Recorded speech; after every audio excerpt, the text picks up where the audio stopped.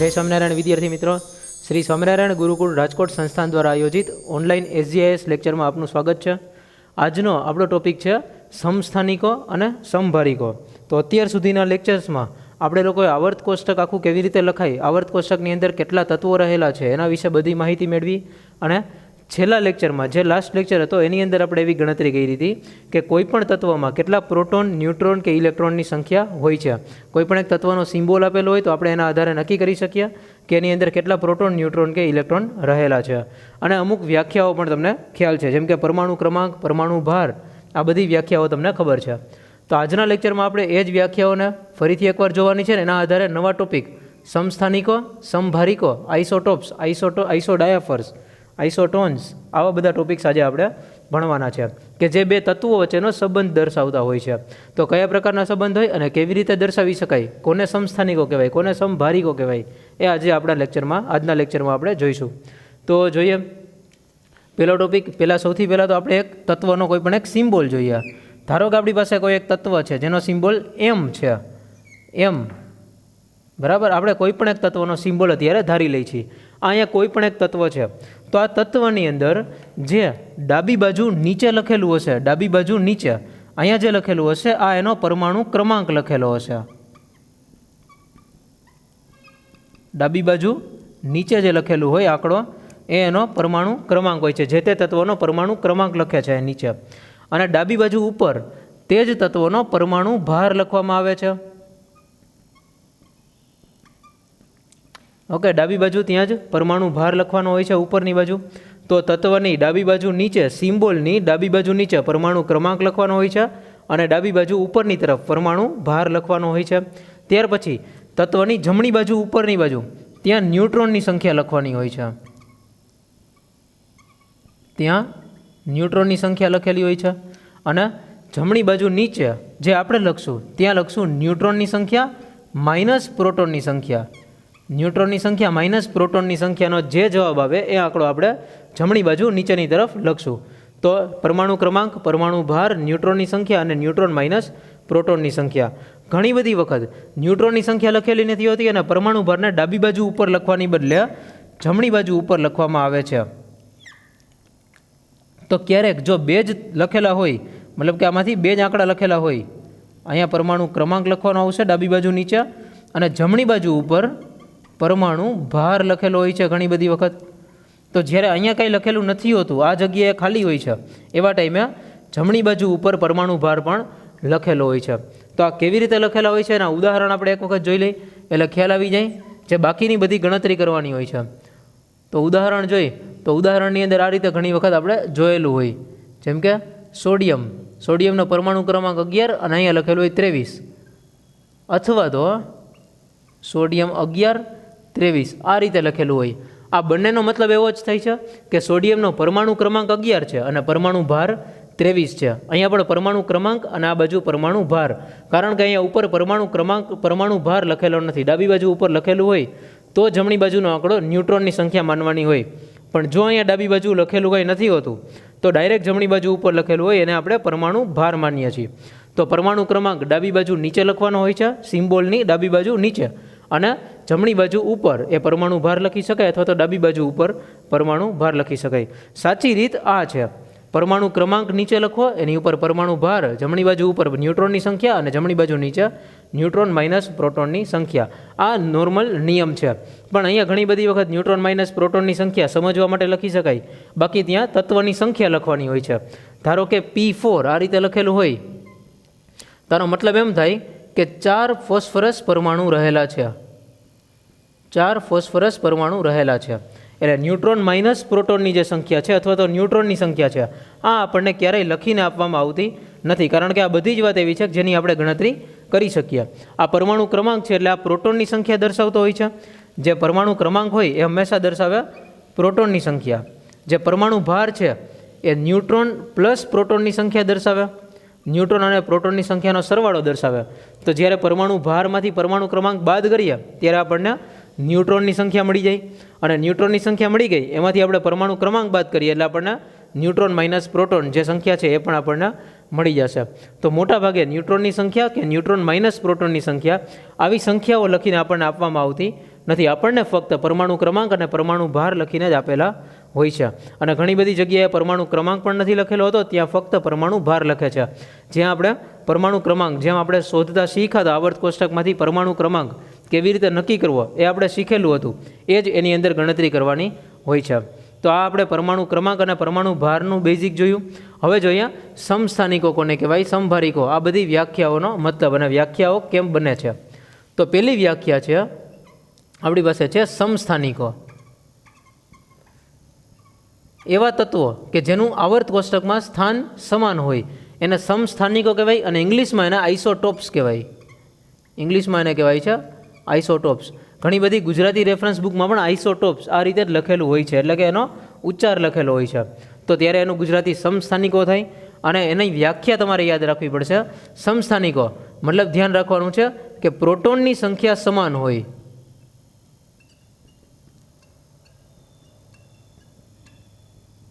પ્રોટોનની સંખ્યા સમાન હોય, આ બધા સમસ્થાનિકો કેવા છે. ઓકે, ત્યાર પછી બીજી વ્યાખ્યા છે. હવે અહીંયા પ્રોટોનની સંખ્યા સમાન છે, એનો મતલબ એમ કે પરમાણુ ક્રમાંક સમાન હશે. પરમાણુ ક્રમાંક સમાન એટલે કે એનો સિમ્બોલ પણ સમાન હોય. તો અહીંયા આપણે પ્રોટોનની સંખ્યા સમાન સાથે સાથે લખી શકીએ પરમાણુ ક્રમાંક સમાન. જો પ્રોટોનની સંખ્યા સમાન હોય તો પરમાણુ ક્રમાંક પણ સમાન જ રહે, કારણ કે પ્રોટોનની સંખ્યા એટલે જ એનું નામ પરમાણુ ક્રમાંક છે. ઓકે, ત્યાર પછી બીજો ટોપિક છે સમસ્થાનિકો આવી ગયો. ત્યાર પછી બીજું છે સમભારિકો.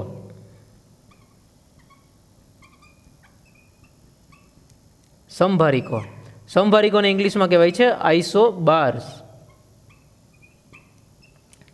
આઇસોબાર્સ સમભારિકો સમાન ભાર ધરાવતા, ભાર એટલે કે વજન અથવા તો પરમાણુ ભાર ધરાવતા, જેનું પરમાણુ ભાર સમાન હોય. પરમાણુ ભારનું મૂલ્ય સમાન હોય એવા બધા તત્વોને એકબીજાના સમભારિકો કહેવાય છે.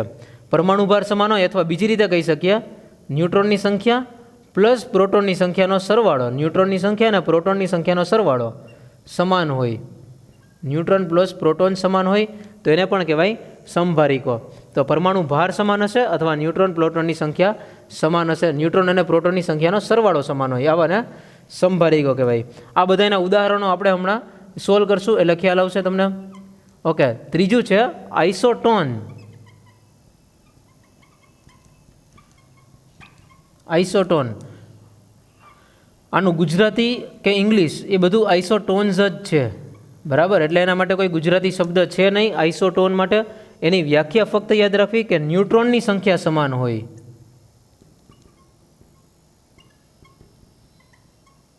ન્યુટ્રોનની સંખ્યા સમાન. તો જેમાં ન્યુટ્રોનની સંખ્યા સમાન થાય એ બે તત્વોને એકબીજાના આઇસોટોન્સ કહેવામાં આવે છે. અને ચોથું છે આઇસોડાયાફર્સ.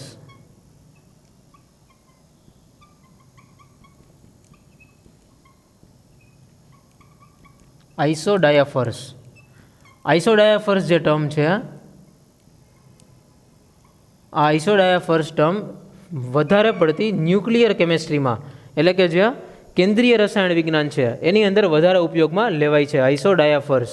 તો ત્યાં તમે જ્યારે આપણે 12th સ્ટાન્ડર્ડની અંદર ન્યુક્લિયર કેમેસ્ટ્રી ભણશું, ન્યુક્લિયર કેમેસ્ટ્રીના થોડા ટોપિક જે કરવાના આવશે એ કરશું, ત્યારે તમને આઇસોડાયાફર્સ ટર્મ વિશે વધારે ખ્યાલ આવશે. અત્યારે આપણે ફક્ત એટલું જ ધ્યાન રાખવાનું છે કે કયા બે તત્વો આઇસોડાયાફર્સ છે. તો આઇસોડાયાફર્સ આના માટેની વ્યાખ્યામાં લખી શકાય કે ન્યુટ્રોનની સંખ્યા માઇનસ પ્રોટોનની સંખ્યા. ન્યુટ્રોનની સંખ્યા અને પ્રોટોનની સંખ્યાની બાદબાકી કરીએ, જે આંકડો આવે એ સમાન હોય. ન્યુટ્રોન માઇનસ પ્રોટોન માટે જે કરવામાં આવે, ન્યુટ્રોનમાંથી પ્રોટોનની સંખ્યા બાદ કરીએ અને જે આવે એ આંકડો સમાન હોય, એને કહેવાય છે આઇસોડાયાફર્સ. ઓકે, તો આ ચાર વ્યાખ્યાઓ થઈ. પહેલી વ્યાખ્યા છે સમસ્થાનિકો, કે જેમાં પ્રોટોનની સંખ્યા સમાન હોય, એટલે કે પરમાણુ ક્રમાંક સમાન, તો આવર્ત કોષ્ટકમાં એમનું સ્થાન પણ એક જ હોય, એક જ સ્થાન ઉપર રહેલા હોય, એને સમસ્થાનિકો કહેવાય. તો જો સમસ્થાનિકોના ઉદાહરણ લખીએ આપણે, સમસ્થાનિકો કોને કહેવાય, તો સમસ્થાનિકોનું એક ઉદાહરણ લખી દઈએ. હાઇડ્રોજન H1, એવી રીતે ડ્યુટેરિયમ H2 અને ટ્રિટિયમ H3. આની અંદર હાઇડ્રોજનનો પરમાણુ ક્રમાંક તો એક જ છે, બરાબર, પણ પરમાણુ ભાર જુદા જુદા છે. પરમાણુ ભાર 1, 2 અને 3 આવે છે. તો આ બધાને એકબીજાના સમસ્થાનિકો કહેવાય, કારણ કે ત્રણેયના પરમાણુ ક્રમાંક સમાન છે. પરમાણુ ક્રમાંક સમાન છે એટલે તત્વ તો એક જ છે, પણ એની અંદર ન્યુટ્રોનની સંખ્યા જુદી જુદી હશે. આમાં ન્યુટ્રોનની સંખ્યા એક પણ નથી, 0 ન્યુટ્રોન છે, આમાં 1 ન્યુટ્રોન આવશે, આમાં 2 ન્યુટ્રોન આવશે. જો તમને ગણતરી કરતાં ન્યુટ્રોન કેવી રીતે ગણાય એ હવે તમને આવડે છે, તો આના ઉપરથી તમને ખ્યાલ આવશે કે જેમાં પ્રોટોનની સંખ્યા સમાન હોય અને ન્યુટ્રોનની સંખ્યા જુદી જુદી હોય એવા બેને એકબીજાના સમસ્થાનિકો કહેવાય. તો આ સમસ્થાનિકોનું ઉદાહરણ છે. ત્યાર પછી જોઈ સમભારિકો, એટલે કે જે પરમાણુ ભાર સમાન ધરાવતા હોય, જેનો પરમાણુ ભાર સમાન આવતો હોય એવા બે તત્વો જોઈ. તેવા તત્વોની અંદર જોઈએ તો એક આવે સોડિયમ 24 અને મેગ્નેશિયમ 24. સોડિયમનો પરમાણુ ક્રમાંક 11, મેગ્નેશિયમનો પરમાણુ ક્રમાંક 12. તો સોડિયમનો પરમાણુ ભાર 24 છે અને મેગ્નેશિયમનો પરમાણુ ભાર 24 આપ્યો છે. તો બંનેના પરમાણુ ભાર આપણને સમાન આપેલા છે. સોડિયમ અને મેગ્નેશિયમના પરમાણુ ભાર સમાન છે, એટલા માટે આ બંનેના ન્યુટ્રોન અને પ્રોટોનની સંખ્યા સમાન છે. તો સોડિયમ 24 અને મેગ્નેશિયમ 24 આ બંને તત્વો એકબીજાના સમભારિકો તરીકે ઓળખાય છે. બે તત્વો વચ્ચેનો સંબંધ છે સમભારિકો. ત્યાર પછીનું છે આઇસોટોન્સ, કે જેમાં ન્યુટ્રોનની સંખ્યા સમાન હોય. તો જેમાં ન્યુટ્રોનની સંખ્યા સમાન હોય આવું આપણે શોધવું હોય કે જેમાં ન્યુટ્રોનની સંખ્યા સમાન છે, તો આપણે કરવું પડશે હંમેશા પરમાણુ ભાર માઇનસ પરમાણુ ક્રમાંક. આ કરશું એટલે આપણને ન્યુટ્રોનની સંખ્યા મળશે. તો આના માટેના બે ઉદાહરણો લઈએ. ફોસ્ફરસ 31 અને સલ્ફર 32. જો ફોસ્ફરસનો પરમાણુ ભાર 31 છે, સલ્ફરનો પરમાણુ ભાર 32 છે. તો ફોસ્ફરસ 31 માઇનસ ફોસ્ફરસનો પરમાણુ ક્રમાંક, એનો પરમાણુ ક્રમાંક છે 15. તો 31 માઇનસ 15 એટલે ન્યુટ્રોનની સંખ્યા આપણને મળવાની છે 16. બરાબર, તો આપણો ન્યુટ્રોનની સંખ્યા મળી. હવે 32 માઇનસ સલ્ફરનો પરમાણુ ક્રમાંક, સલ્ફરનો પરમાણુ ક્રમાંક છે 16. તો જોઈએ અહીંયા તો 15 અને 16 જે પ્રોટોનની સંખ્યા છે જે બંનેમાં સમાન નથી. ત્યાર પછી પરમાણુ ભાર જોયો તો બંનેનો પરમાણુ ભાર પણ સમાન નથી. એનો મતલબ એમ કે સમસ્થાનિકો કે સમભારિકો નથી. તો ત્યાર પછી આપણે ચેક કરીએ છીએ કે આઇસોટોન્સ છે કે નહીં. 31 માઇનસ 15 કર્યા તો 16 જવાબ આવ્યો, તો એની અંદર 16 ન્યુટ્રોન છે. 32 માઇનસ 16 કર્યા તો જવાબ આવશે 16. 32 માઇનસ 16 જવાબ મળશે 16. બરાબર, તો આ બંનેની અંદર 16 અને 16 ન્યુટ્રોનની સંખ્યા મળી ગઈ છે, જે આપણે જમણી બાજુ ઉપર લખ્યું છે 16 અને 16. જો ન્યુટ્રોનની સંખ્યા સમાન છે તો આ બંનેને એકબીજાના આઇસોટોન્સ કહેવાય છે. ઓકે, ત્યાર પછીનું છે આઇસોડાયાફર્સ, કે જેમાં ન્યુટ્રોનની સંખ્યા માઇનસ પ્રોટોનની સંખ્યા, ન્યુટ્રોન માઇનસ પ્રોટોન કરીએ અને જે આંકડો મળે એ સમાન હોય. બરાબર છે, તો એવું એક ઉદાહરણ લઈએ.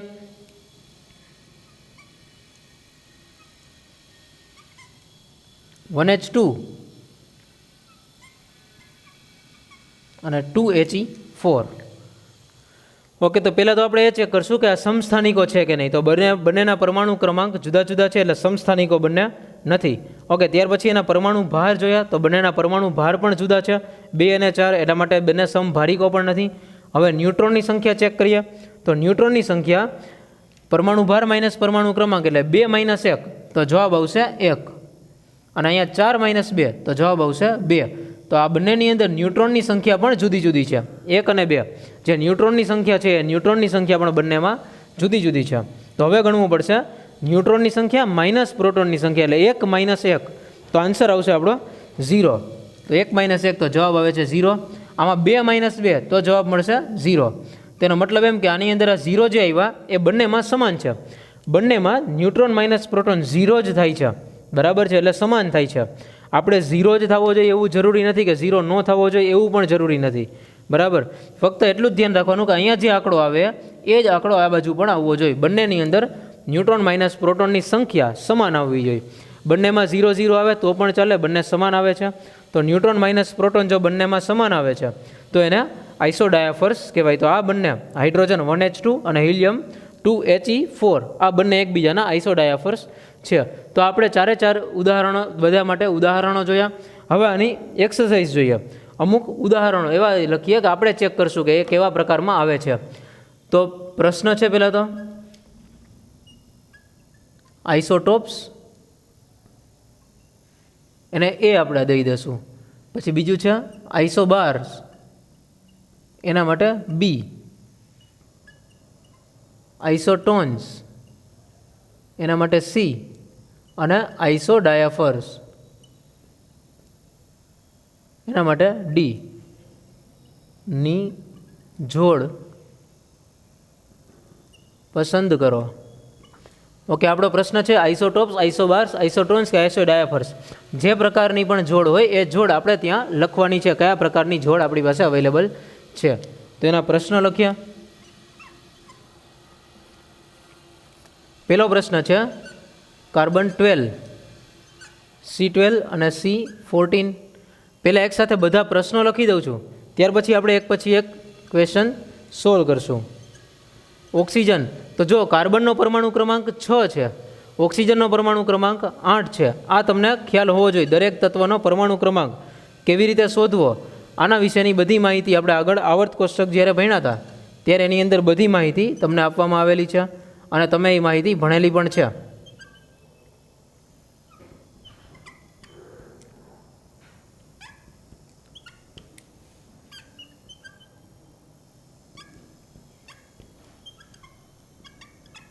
પાંચમું છે હાઇડ્રોજન 1 અને કેલ્શિયમ 20. તો અહીંયા હાઇડ્રોજન જે 1 લખેલા છે, બરાબર છે, આ 1 લખેલા છે એની બદલે અહીંયા 2 આવવા જોઈએ. તો આપણે અહીંયા આગળ લખ્યા હતા એની જેવું થશે, એટલે હાઇડ્રોજન 2 અને કેલ્શિયમ 20 છે. 2 - 1 20 - 20, બરાબર. કેલ્શિયમનો પરમાણુ ભાર હશે 40, પરમાણુ ક્રમાંક લખ્યો છે ત્યાં એ પરમાણુ ભાર આવશે. ઓકે, ત્યાર પછીનું ઉદાહરણ છે યુરેનિયમ 238. યુરેનિયમનો પરમાણુ ક્રમાંક કેટલો છે એ તમને હવે યાદ હશે. યુરેનિયમનો પરમાણુ ક્રમાંક છે 92, બરાબર. યુરેનિયમ 238 અને નેક્સ્ટ છે થોરિયમ 236. આનો પરમાણુ ક્રમાંક છે 90, બરાબર, જે આપણે આગળ ભણેલા છીએ અને તમને ખ્યાલ છે. ત્યાર પછી છે ક્લોરિન 37, ક્લોરિન 35. ક્લોરિનનો પરમાણુ ભાર, જો દરેક સામાન્ય તત્વો હોય છે, જે દરેક તત્વ હોય એનો સામાન્ય રીતે પરમાણુ ભાર એ તમને ખ્યાલ હોવો જોઈએ, બરાબર. જેમ કે હાઇડ્રોજન હોય તો હાઇડ્રોજનનો પરમાણુ ભાર 1 છે, હિલિયમનો પરમાણુ ભાર 4 છે, બરાબર. લિથિયમ માટે પરમાણુ ભાર 7 છે. આવા અમુક જે કાયમી વપરાતા તત્વો છે જેનો ઉપયોગ આપણે આવતો હોય છે, એવા બધા તત્વોના પરમાણુ ભાર તમને એમ જ યાદ રહેવા જોઈએ. એના માટે કેટલી બધી વખત પેપરમાં, એક્ઝામમાં કે કોઈ પણ જગ્યાએ એના માટેના પરમાણુ ભારની કિંમત એ આપણને લખીને આપવામાં આવતી નથી, બરાબર. એ બધા પરમાણુ ભાર આપણે જાતે સમજવાના હોય છે. આપણને જાતે ખબર હોવી જોઈએ કે આ તત્વનો પરમાણુ ભાર આટલો જ થાય, બરાબર. એના આધારે પણ ઘણા બધા નવા પ્રશ્નો પણ તમને એમાં મળી રહેશે. એ પણ હું તમને અત્યારે એક સોલ્વ કરાવીશ.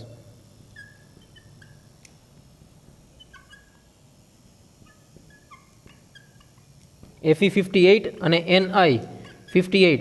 આ તમને ખ્યાલ છે એમ Fe અને Ni આ બંને તત્વો ડી વિભાગના તત્વો છે. Feનો પરમાણુ ક્રમાંક 26 છે, નિકલનો પરમાણુ ક્રમાંક 28 છે, 28.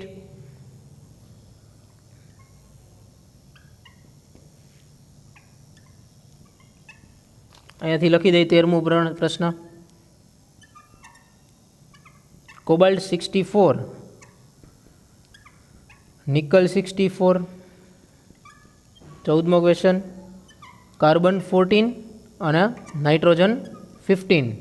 અને છેલ્લો 15મો ક્વેશ્ચન થોરિયમ 234 અને યુરેનિયમ 238.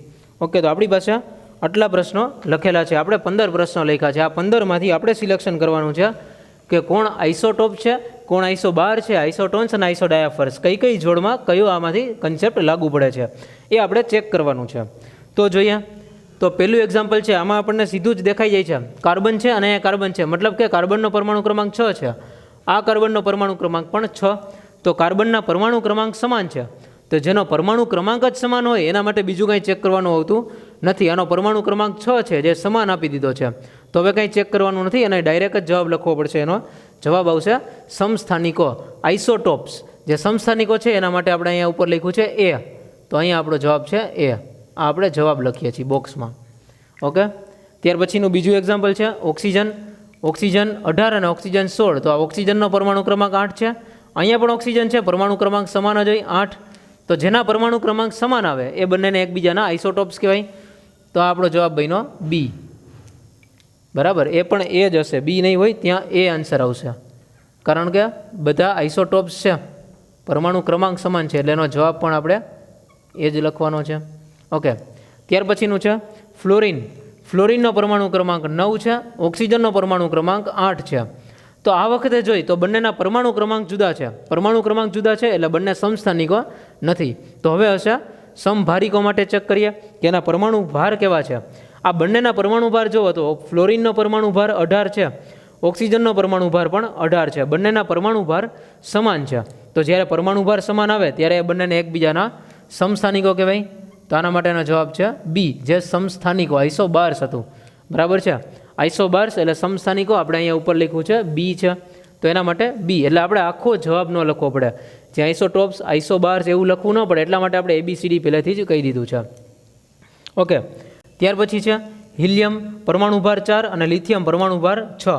તો હિલિયમનો પરમાણુ ક્રમાંક 2 અને લિથિયમનો પરમાણુ ક્રમાંક 3. તો આ બંનેના પરમાણુ ક્રમાંક આપણને મળી ગયા છે. તો હવે જો બંનેના પરમાણુ ક્રમાંક જુદા જુદા છે એટલે સમસ્થાનિકો નથી.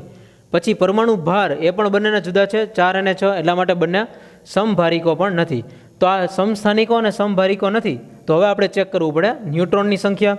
તો ન્યુટ્રોનની સંખ્યા ચેક કરીએ તો 4 - 2, 4માંથી 2 બાદ કરીએ તો જવાબ આવશે 2, એટલે ન્યુટ્રોન છે એની અંદર 2. બરાબર. અને 6માંથી 3 બાદ કરીએ તો 6માંથી 3 બાદ કરીએ તો ન્યુટ્રોનની સંખ્યા આવે છે 3. 6 - 3 એટલે 3. તો આ વખતે ન્યુટ્રોનની સંખ્યા પણ સમાન નથી. 2 અને 3 આ બંને પણ સમાન નથી. તો હવે આપણે ચેક કરવું પડશે કે ન્યુટ્રોનની સંખ્યા માઇનસ પ્રોટોનની સંખ્યા. ન્યુટ્રોનની સંખ્યા 2 માઇનસ પ્રોટોનની સંખ્યા 2. આ ન્યુટ્રોનની સંખ્યા માઇનસ પ્રોટોનની સંખ્યા. તો 2 - 2 એટલે જવાબ આવશે 0. આ અહીંયા 0 આવ્યો. અને 3 ન્યુટ્રોનની સંખ્યા લિથિયમ માટે 3 છે અને પ્રોટોનની સંખ્યા પણ 3 છે. તો 3 - 3 તો જવાબ આવશે 0. એનો મતલબ એમ કે બંનેમાં ન્યુટ્રોન માઇનસ પ્રોટોન સમાન છે. તો જ્યારે ન્યુટ્રોન માઇનસ પ્રોટોન સમાન છે તો એના માટે થઈને લખી શકાય આઇસોડાયાફર્સ. આઇસોડાયાફર્સ માટે સિમ્બોલ આપણે લખ્યો છે ડી. આ બંને આઇસોડાયાફર્સ છે. ઓકે, ત્યાર પછીનું ઉદાહરણ જોઈ. હાઇડ્રોજન પરમાણુ ભાર 2, કેલ્શિયમ પરમાણુ ભાર 40. તો હાઇડ્રોજનનો પરમાણુ ક્રમાંક 1 હોય, કેલ્શિયમનો પરમાણુ ક્રમાંક 20 હોય. બરાબર. તો હવે બંનેના પરમાણુ ક્રમાંક સમાન નથી. પરમાણુ ક્રમાંક સમાન નથી એટલે બંને એકબીજાના સમસ્થાનિકો નથી. ત્યાર પછી સમભારિકો. તો બંનેના પરમાણુ ભાર પણ સમાન નથી એટલે સમભારિકો પણ નથી. ન્યુટ્રોનની સંખ્યા ગણીએ બંનેમાં તો 2 - 1 તો જવાબ આવશે 1 અને 40 - 20 તો જવાબ આવશે 20. તો બંનેમાં ન્યુટ્રોનની સંખ્યા પણ જુદી જુદી છે એટલે બંને એકબીજાના આઇસોટોન્સ પણ નથી. તો છેલ્લું ચેક કરવાનું છે આઇસોડાયાફર્સ. તો હાઇડ્રોજન 1 - 1 તો આ જવાબ આવશે 0. કેલ્શિયમ માટે 20 - 20 તો જવાબ આવશે 0. બંનેમાં ન્યુટ્રોન માઇનસ પ્રોટોન સમાન આવ્યા એટલા માટે એનો જવાબ આવશે ડી, આઇસોડાયાફર્સ. તો હાઇડ્રોજન 2 અને કેલ્શિયમ 40 આ બંને એકબીજાના આઇસોડાયાફર્સ છે, આવું આપણે નક્કી કરી શકીએ. ત્યાર પછી યુરેનિયમનો પરમાણુ ક્રમાંક છે 92, 92. થોરિયમનો પરમાણુ ક્રમાંક છે 90. તો 92 અને 90 આ પરમાણુ ક્રમાંક છે. તો 238 - 92 કરીએ તો આપણને જો પહેલાં અત્યારે ખબર છે કે પરમાણુ ક્રમાંક સમાન નથી, એવી રીતે પરમાણુ ભાર પણ સમાન નથી. તો આપણે ચેક કરવું પડશે ફરજિયાત ન્યુટ્રોનની સંખ્યા. તો 238 - 92 કરીએ તો જવાબ આવશે 146. 236 - 90 કરીએ તો જવાબ આવશે 146. એનો મતલબ એમ કે બંનેમાં અહીંયા ન્યુટ્રોનની સંખ્યા સમાન બની ગઈ છે. જો ન્યુટ્રોનની સંખ્યા સમાન બની ગઈ છે તો હવે બંનેને એકબીજાના આઇસોટોન્સ કહેવાના હોય. અને જ્યારે કોઈ પણ એક જવાબ મળી જાય, કોઈ પણ એક જવાબ જ્યારે આપણને મળી જાય છે ત્યારે આપણે આગળના કોઈને ચેક કરતા નથી. તો આને લાઇનમાં જ ચેક કરવાના આવશે. સમસ્થાનિકો, સમભારિકો, આઇસોટોન્સ અને આઇસોડાયાફર્સ. આ જ રીતે આપણે એને ચેક કરશું. 7મું ઉદાહરણ જોઈએ. 7મા ઉદાહરણમાં કેલ્શિયમ પરમાણુ ક્રમાંક 17. આ કેલ્શિયમનો ક્લોરિનનો પરમાણુ ક્રમાંક 17, બીજા ક્લોરિનનો પરમાણુ ક્રમાંક પણ 17. તો પરમાણુ ક્રમાંક જ સમાન છે તો પછી કંઈ જોવાનું આવતું નથી. પરમાણુ ક્રમાંક સમાન છે તો બંને એકબીજાના આઇસોટોપ્સ કહેવાશે. બરાબર, સમસ્થાનિકો છે જેનો પરમાણુ ક્રમાંક અથવા પ્રોટોનની સંખ્યા સમાન આવી. ત્યાર પછી સોડિયમ માટે જોઈ. સોડિયમનો પરમાણુ ક્રમાંક 11. આ સોડિયમ માટે પણ પરમાણુ ક્રમાંક સમાન જ છે. તો આ બંને પણ એકબીજાના આઇસોટોપ્સ છે. આઇસોટોપ્સ એટલે એ લખવાનું આવે છે. ઓકે, ત્યાર પછી ફોસ્ફરસ અને સલ્ફર. તો ફોસ્ફરસનો પરમાણુ ક્રમાંક 15, સલ્ફરનો પરમાણુ ક્રમાંક 16. તો અહીંયા 31 - 15 કરીએ તો આપણે આમાં ખબર પડી કે સમસ્થાનિકો કે સમભારિકો નથી. હવે તમને ખ્યાલ આવી જાય છે. 31 - 15 કરીએ એટલે આપણને ન્યુટ્રોનની સંખ્યા મળે જે છે 16. 32 - 16 કરીએ તો ન્યુટ્રોનની સંખ્યા 16. તો બંનેમાં ન્યુટ્રોનની સંખ્યા સમાન મળી. બંનેની ન્યુટ્રોનની સંખ્યા સમાન છે તો આ જવાબ કેવા છે? આઇસોટોન્સ. આના માટે આપણે લખવું પડે આઇસોટોન્સ. ત્યાર પછી કેલ્શિયમ 40 અને પોટેશિયમ 40. કેલ્શિયમનો પરમાણુ ક્રમાંક 20, પોટેશિયમનો પરમાણુ ક્રમાંક 19. ઓકે, કેલ્શિયમ 40 અને પોટેશિયમ 39. તો આની અંદર બંનેના પરમાણુ ભાર અને પરમાણુ ક્રમાંક જુદા છે, તો આપણે ગણવું પડશે. હવે અહીંયા ન્યુટ્રોનની સંખ્યા 40 - 20 કરીએ તો 20 ન્યુટ્રોન આવશે, 39 - 19 કરીએ તો પણ 20 આવશે. તો બંનેની અંદર ન્યુટ્રોનની સંખ્યા સમાન છે. તો જો ન્યુટ્રોનની સંખ્યા સમાન હોય તો આપણો જવાબ આવશે આઇસોટોન્સ. ત્યાર પછી Fe58 અને Ni58. Fe એનો પરમાણુ ક્રમાંક 26 થાય, Ni નિકલનો પરમાણુ ક્રમાંક 28 થાય. તો બંનેના પરમાણુ ભાર સમાન છે. તો જો પરમાણુ ભાર સમાન હોય તો એ બંનેને એકબીજાના સમભારિકો કહે છે. તો અહીંયા આવશે જવાબમાં સમભારિકો. સમભારિકો માટે લખવું પડે આઇસોબાર્સ, એટલે કે બી જવાબ આપણે લખેલો છે એમાં. બરાબર. ત્યાર પછી સોડિયમ 24 અને મેગ્નેશિયમ 24. સોડિયમનો પરમાણુ ક્રમાંક 11, મેગ્નેશિયમનો પરમાણુ ક્રમાંક 12. તો આ 24 અને 24 છે, બંનેના પરમાણુ ભાર સમાન છે. તો પરમાણુ ભાર સમાન હોય તો ડાયરેક્ટ જ જવાબ લખવાનો આવશે આઇસોબાર્સ. પરમાણુ ભાર સમાન છે એટલે આઇસોબાર્સ લખાશે. ત્યાર પછી 13મો પ્રશ્ન, કોબાલ્ટ 64 અને નિકલ 64. તો આનો પરમાણુ ક્રમાંક તો ચેક ન કરીએ તો પણ ચાલતું જ હોય, એટલે બંનેના પરમાણુ ભાર સમાન છે. તો જવાબ આવે છે આઇસોબાર બી. એવી રીતે 14મું એક્ઝામ્પલ જોઈએ. કાર્બનનો પરમાણુ ક્રમાંક 6 છે અને નાઇટ્રોજનનો પરમાણુ ક્રમાંક 7. તો 14 - 6, જો આમાં પરમાણુ ક્રમાંક કે પરમાણુ ભાર બંનેમાંથી કાંઈ સમાન નથી, તો આવા સમયે શું કરવું પડશે? કાર્બનનો પરમાણુ ક્રમાંક 14, પરમાણુ ભાર 14 - કાર્બનનો પરમાણુ ક્રમાંક 6. 14માંથી 6 બાદ કરીએ તો જવાબ મળશે આપણને 8. અને આવી જ રીતે 15માંથી 7 બાદ કરીએ તો જવાબ આવશે 8. તો બંનેની અંદર ન્યુટ્રોનની સંખ્યા સમાન આવી છે. તો ન્યુટ્રોનની સંખ્યા સમાન આવી તો એને કહેવાય હવે આઇસોટોન્સ. તો આપણો આઇસોટોન્સ છે, એટલે કે એને સી કહેવાશે. ત્યાર પછી થોરિયમ 234 અને યુરેનિયમ 238 માટેનું છે. તો થોરિયમ 234, તો થોરિયમનો પરમાણુ ક્રમાંક આગળ જ આપણે જોયો તો એમ, અને હવે તમને ગણતા પણ આવડી ગયો છે એ રીતે જુઓ. તો થોરિયમનો પરમાણુ ક્રમાંક 90 થાય અને યુરેનિયમનો પરમાણુ ક્રમાંક 92 થાય. થોરિયમનો પરમાણુ ક્રમાંક 90, યુરેનિયમનો પરમાણુ ક્રમાંક 92. તો થોરિયમ માટે જોઈએ 234 - 90, તો આ જવાબ આવશે 234માંથી 90 બાદ કરી એટલે આપણને જવાબ મળશે 144. અને અહીંયા 238 - 92 કરીએ એટલે જવાબ આવશે 146. 238 - 92 તો 146 પ્રોટોન હતા, અને 234 - 90 તો 144 પ્રોટોન ન્યુટ્રોન. તો આની અંદર 144 ન્યુટ્રોન છે, આમાં 146 ન્યુટ્રોન છે. ન્યુટ્રોનની સંખ્યા સમાન છે નહીં, તો આના આઇસોટોન્સ પણ કહેવામાં આવશે નહીં. સમસ્થાનિકો તો નથી, સમભારિકો પણ નથી અને આઇસોટોન્સ પણ નથી. તો હવે ચેક કરવું પડે આઇસોડાયાફર્સ. દરેક વખતે એવું માની ન લેવું કે આ 3 નથી તો ચોથું હોય જ, એવું ફરજિયાત હોતું નથી. ઘણી બધી વખત આ 4માંથી કોઈ પણ આન્સર ન પણ આવતો હોય ત્યારે એવું લખેલું જ હોય ઓપ્શનમાં કે એક પણ નહીં. બરાબર. તો એના માટે આપણે 4 ચેક કરવા પડે. તો આમાં ચેક કરશું ન્યુટ્રોન માઇનસ પ્રોટોનની સંખ્યા. તો ન્યુટ્રોનની સંખ્યા 144 - 90, બરાબર, અને 146 - 92.